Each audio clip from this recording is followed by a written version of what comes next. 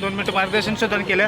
आजच्या भूमिकेवर तुम्हाला काय वाटतं लिंगायत समाजाच्या? त्यांची मागणी ज्या होत्या त्या समाजाच्या हितासाठी त्यांना ज्या वाटलं त्यामुळे त्या मागणीसाठी ते लोकांनी सगळ्यांना रीतसर पत्र दिलेत. पत्र करून ते मागणीसाठी थांबलेत.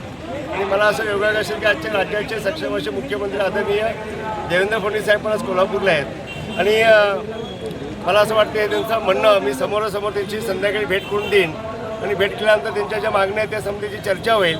त्या अभ्यास करण्याला नक्कीच 100% त्यांच्या मागण्या पूर्ण करून एवढंच आपल्याला शब्द. मुख्यमंत्री साहेबांबरोबर शिष्टमंडळांची चर्चा होणार की वैयक्तिक आपण चर्चा करणार? आणि त्यांना मी वैयक्तिक विमानमध्ये चर्चा केली, पत्र दिलं, सांगितलं तर साहेबांना शिष्टमंडळ येईल आणि शिष्टमंडळ आज भेट वेळेनंतर मंगळवारी त्यांचं शिष्टमंडळ कॅबिनेटच्या बैठकीमध्ये त्यांची वेळ घेऊन येतो. वेळ घेऊन त्यांची बैठक लावून देतो. बैठक झाल्यानंतर चर्चा दुसऱ्या मुख्यमंत्री साहेबांची चर्चा होतील. चर्चा झाल्यानंतर त्याच्यातून 100% मार्ग निघेल. थँक्यू साहेब.